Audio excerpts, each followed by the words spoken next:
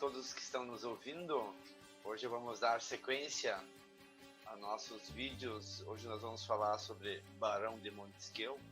Eu sou o Ivan, estou aqui com meu colega Giacomo e vamos bater um papo sobre esse filósofo moderno. Fala aí, Giacomo. Boa noite, tudo bom, Ivan? Tudo bem aí para quem está assistindo? Bom, vamos dar seguimento aí a essa conversa sobre os filósofos iluministas, principalmente esses ligados a questões mais políticas e, lógico, por consequência, algumas questões econômicas desse mundo aí que estava sofrendo bastante transformação. Como a gente comentou, né, Ivan, lá naquele vídeo do John Locke, aquela primeira parte, ela explica um pouco do contexto geral da época e as transformações que o mundo estava passando, principalmente, né, o mundo europeu, que depois reflete no resto do mundo todo, né, no chamado novo mundo, né. Então a gente vai comentar sobre o Montesquieu, porque ele se baseou bastante em algumas questões envolvendo John Locke, que foi o primeiro vídeo.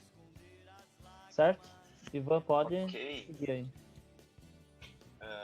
Montesquieu era um filósofo francês que nasceu em 1689 e chegou a falecer em 1755, portanto uns 40 e poucos anos antes propriamente da Revolução Francesa.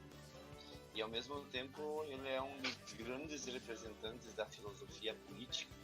Ele viveu numa França muito conturbada, principalmente porque é na França onde nós temos um dos principais representantes do absolutismo, Luís XIV.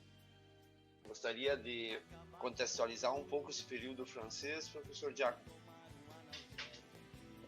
Esse período da França é um período interessante em algum ponto de vista, que é o reinado do chamado Luís XIV, que é o chamado de Rei Sol, né?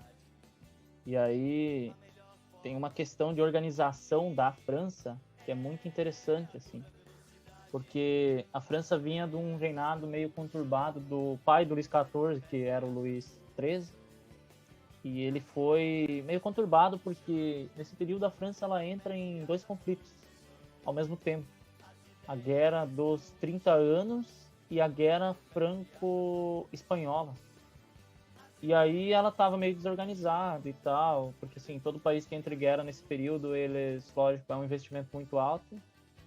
Isso reflete muito na questão da alimentação, né? Porque geralmente alguns camponeses vão lutar também, não são só os soldados em si. O camponês é escolhido para ir morrer, na verdade. E aí falta gente na roça, falta gente no campo. E isso reflete, desencadeia na falta de alimento, mesmo se o país tem muitas colônias, né? E aí o Luís XIII, para tentar assim, fazer alguma coisa de melhor, ele faz a pior coisa, que é aumentar os impostos. E aumentar os impostos, até hoje, eu pelo menos, eu tenho um sentimento assim, ó. O problema não é pagar imposto. O problema é pagar imposto e ver que a gente não está ganhando nada em troca. Esse que é o problema. Se você paga um imposto, mas você tem saúde, educação, transporte, tudo bem organizado, é diferente. E era exatamente isso que aconteceu na França nesse período. A França estava falida e o Luís XIII vai lá e aumenta os impostos. Os nobres não iam gostar disso, eles perderam muito com a guerra. A nobreza sempre perde com a guerra, né? Porque são eles que têm o poder de controlar o exército. E aí eles perdem muito. E o Luís XIII vai e a França dá uma decadência bem grande. Mas a partir do momento do reinado do filho dele, ele vai se tornar rei, tal, e ele até vira rei. Ele tem 5 anos, daí tem que deixar com a tutela de 2 representantes, né, que vão substituir ele, os chamados regentes. Um era um padre, o outro era a mãe dele, se eu não estou enganado, Ivan, me ajuda aí porque eu não lembro. Mas aí quando o Luís XIV atinge a maioridade, ele já começa a colocar em prática tudo aquilo que ele foi ensinado, né, porque como ele era o filho mais velho, ele foi ensinado a ser rei. E aí ele vai reorganizar a França em várias questões. Uma delas, a própria carga tributária. Ele reorganiza. Ele dá uma aumentada nos impostos? Todo rei fazia isso. mas ele reorganiza e ele, por exemplo, ele faz algumas coisas que agradam a nobreza. E uma dessas coisas era chamar os nobres, os mais importantes, aqueles que eram famílias antigas, morar junto com ele no palácio que ele mandou construir, que era o Palácio de Versalhes, né? Que antes, assim, ele até já existia, mas era pequeno, e daí ele aumenta. E até tem uma coisa muito interessante, Ivan. O Palácio de Versalhes, nesse período, ele chega a ter 10 mil aposentos.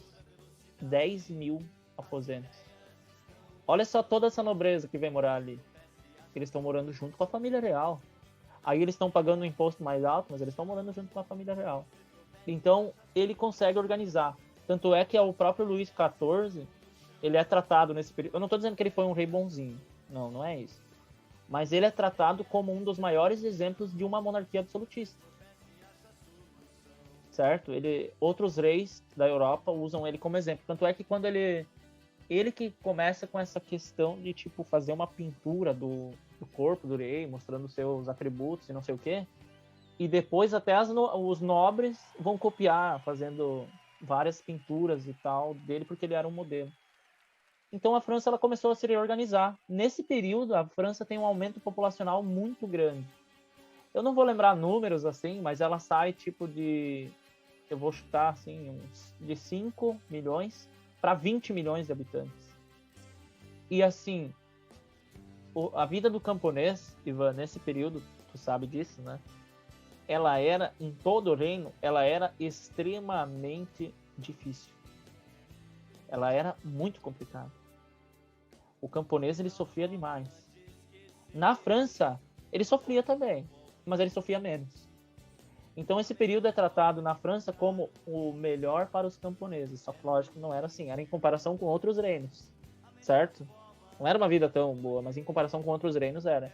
Então a França ela vai atingir uma prosperidade muito grande, totalmente centralizada na mão do poder do rei. É uma coisa interessante que ali, finalmente os franceses vão copiar um pouco o governo, o reinado português e espanhol, que é a questão das características de um Estado nacional moderno, que é aquele negócio do mercantilismo, do colonialismo, das navegações, tudo organizado. E antes isso não existia, mas não era organizado. E ele faz isso. Então a França está em extremo crescimento, todo o poder centralizado para ele, mas é aquele negócio. Ele era um monarca absolutista. Mas se tá bom para todo mundo, precisa fazer revolta? Não. Então continue sendo um monarca absolutista. Não tô dizendo que não teve revolta, mas é isso, né? Se o rei for um monarca absoluto, mas tá bom pros camponeses e pros nobres, quem vai fazer revolta? Então daí ele vai indo. Uma coisa que ele proíbe, por exemplo, ele proíbe que os nobres tenham um exército. Então ali ele já começa a centralizar até o exército nas mãos unicamente dele. Então isso é muito interessante, assim. Ele é um modelo, tanto é que tem aquela frase famosa, né? Que ele era o Rei Sol, e tipo que todos ficavam circulando em volta dele. Ele gostava muito disso. O Peter Burke tem uma coisa que ele falou sobre o Montesquieu. O Peter Burke falou que... falou sobre Montesquieu. Peter Burke falou sobre o Luís XIV. Que era interessante ele ter essa... para ele, né? Lógico. Ele dizer que ele era o Sol. Porque daí atribuía poderes divinos para ele, que ele era o astro máximo e precisava ser aquilo. E daí isso para os outros que estavam morando junto era meio que um controle mental. Nossa, eu estou morando junto com o Rei Sol. Meu Deus, é um astro. O Peter Burke fala isso um pouco. E é muito interessante.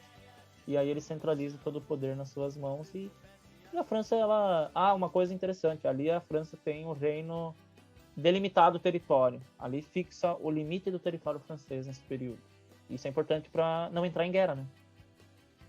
Isso talvez é interessante que esse último detalhe que você falou, que em termos de conjuntura mundial na época, o poder estava saindo de Portugal e da Espanha e ele está migrando para a França no continente e para a Inglaterra em termos de mares.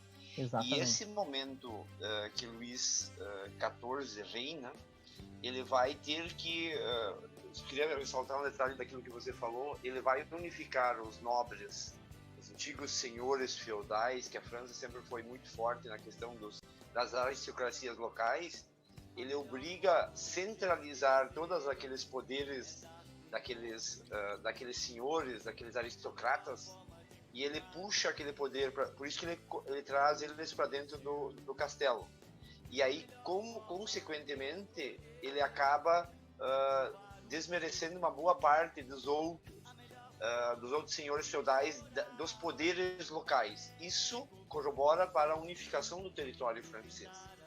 E, ao mesmo tempo, a França tem um inimigo externo dentro da Europa, que é o antigo Império, Sacro Império Romano-Germânico, que tinha muita influência do Papa, e todo esse período de influência, da legitimação do poder divino dos reis começa a entrar em crise, e o Luís XIV sabe articular o absolutismo, não mais vinculado necessariamente à religião católica, mas ele começa a vincular, claro, numa perspectiva mais excêntrica, mas ele cria um outro modelo de legitimação do poder.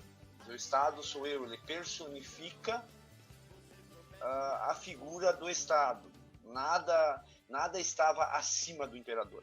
Mas, ao mesmo tempo, é interessante que ele está nesse período fazendo emergir uma burguesia. Ao mesmo tempo que ele diminui o poder, ele não é um representante da burguesia, mas ao mesmo tempo ele diminui o poder dos aristocratas locais. Isso inibe, isso cria uma noção de nacionalidade, cria estradas, moedas. Aos poucos começa a estimular essa, que é muito interessante para o comércio. Então ele começa a criar essa unificação. E ao mesmo tempo que ele tem um Estado extremamente pesado, que ele mantém uma estrutura extremamente pesada, que é manter todos esses nobres dependentes dele, ao mesmo tempo ele estimula o avanço no território do sistema burguês. Não sei se você queria comentar. Sim, para a gente falar sobre Montesquieu e o reflexo dele, a relação dele com o Luís XIV, só para comentar uma coisinha assim, que essa rixa entre França e Igreja Católica, a instituição no período, ela já era muito antiga, na verdade, né? Só que quando a França não era organizada, a instituição católica ainda era forte. O problema foi quando, a partir do Luís XIV, ela se organiza. E aí é que é brabo. Porque, por exemplo, quando a Espanha se unifica e começa a navegar, eles têm que pedir, para fazer as navegações, pedir autorização para o Papa. O Papa, naquele período, era espanhol. E daí ele autoriza. Só que a Espanha tinha uma rixa nesse período com a França. O rei da França, naquele período, lá 1494, por ali, eu não sei se era Francisco I ou Francisco II. Ele pede autorização para o Papa e o Papa diz não, porque ele é um espanhol. E aí a França, desde aquele período, já tem uma rixa, já muito antiga até, mas ali vai dar um ódio um pouco maior com a instituição religiosa, tanto é que o Francisco I ou II, não lembro, me desculpe, ele declara a França meio que um país, um reino que tem uma certa tolerância religiosa em comparação com outros. Só que ali não era um reino tão organizado, ele entra em guerra com outros e tal, mas a partir do Luís XIV, essa ideia ela permanece e eles se organizam. Então tem uma tolerância religiosa lá dentro.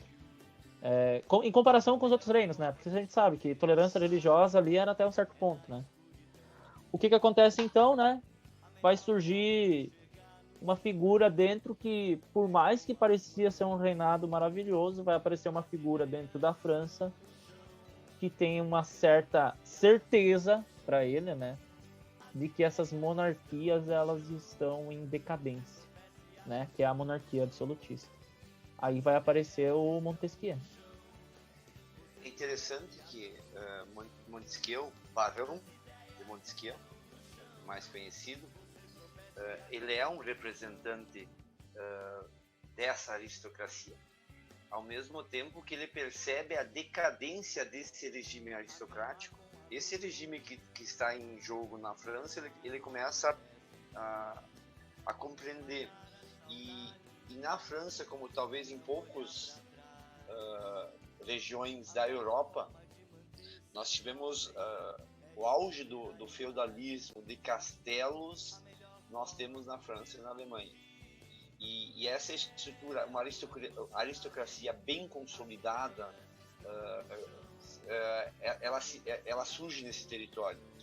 E ele entra, e o que nós conhecemos em história como o antigo regime é o que está em crise, né? Aquele poder hierárquico da aristocracia, o Montesquieu tinha certeza que ele estava num período, ou que estava surgindo um novo regime. Então está em crise esse antigo regime, e esse antigo regime de legitimação do poder, né? O Montesquieu, ele é um filósofo político, e a pergunta que os filósofos, esses filósofos políticos de orientação política se fazem é: o que justifica o poder? O que justifica o poder? Né? Por que um rei pode mandar? Então, essa legitimação do poder, Luís XIV, o Montesquieu, que já é um leitor de Nicolau Maquiavel, ele já compreende que está em crise essa visão religiosa, né? Mas, ao mesmo tempo, ele se precavém para não centralizar, já está em curso o despotismo esclarecido, né? Então ele está preocupado em não tirar o poder divino do rei, mas ao mesmo tempo justificar o absolutismo no exército, né? E aí começa a teoria dele, começa a justificar inaugura uma nova forma de compreender, baseado, talvez como nenhum outro autor que nós vamos estudar, enquanto que Locke, Hobbes, que nós vamos ver mais adiante, justificam um contrato social. O que o Montesquieu vai fazer? Ele vai traduzir esse contrato social naquilo que se torna muito famoso depois na história, de que a Constituição vai se traduzir em forma de leis. Um conjunto de leis e regras que vão se estipular no interior do tecido social, né? Mas não mais baseado numa lei eterna, imutável, numa lei com uma ordem natural, perfeita, justificada por Deus. Mas numa lei que desce dos céus e passa a ser justificado na razão humana, né? Na liberdade dos seres humanos. Então ele tenta justificar através da legislação como é que funcionaria, ou como é que seria possível uma justificativa do poder baseada nos seres humanos. Não queria... quer ir por até aqui? Não, é bem interessante, né? Daí ele... E através dessas coisas aí, ele vai levando a questão política não mais como sendo uma questão que as leis não poderiam estar ligadas à questão religiosa, né? Porque assim, para ele, vamos supor que Deus, ele é perfeito. Deus, ele é perfeito. Então, se tiver uma lei que é ligada à religião, essa lei, ela não pode ser baseada na religião, porque as pessoas não são perfeitas. Então, essa lei seria perfeita para pessoas imperfeitas. É mais ou menos nesse sentido, né, Ivan? Então, daí a lei, ela tem que se separar da religião, o governo tem que se separar da religião, porque o governo tem que representar as pessoas. Se ela representar e tiver junto com a religião, ela perde o sentido, porque o Montesquieu falava mais ou menos isso, tá? De que não tem sentido ligado à religião, porque a religião ela é perfeita, né? E aí ele é interessante que ele é muito parecido com Maquiavel nesse sentido, né? A gente conversou sobre isso, que ele parece que ele quer preparar a obra para que os próximos reis se basearem nela, tipo um menuzinho, né? Do que eles deveriam fazer. E isso é interessante, né? Porque para ele era certo que a monarquia absolutista não ia durar. Então ele queria organizar, né, esse reinado. Isso, ele inaugura o que a gente chama na história de Estado laico. Separa a religião, definitivamente ele vai separar a religião do poder político. Ele não imagina que depois dele vai ser difícil justificar essa ligação. Ao mesmo tempo, como ele é leitor de Maquiavel, mas preocupado, porque talvez como nenhum outro vai falar de república, não mais de monarquia.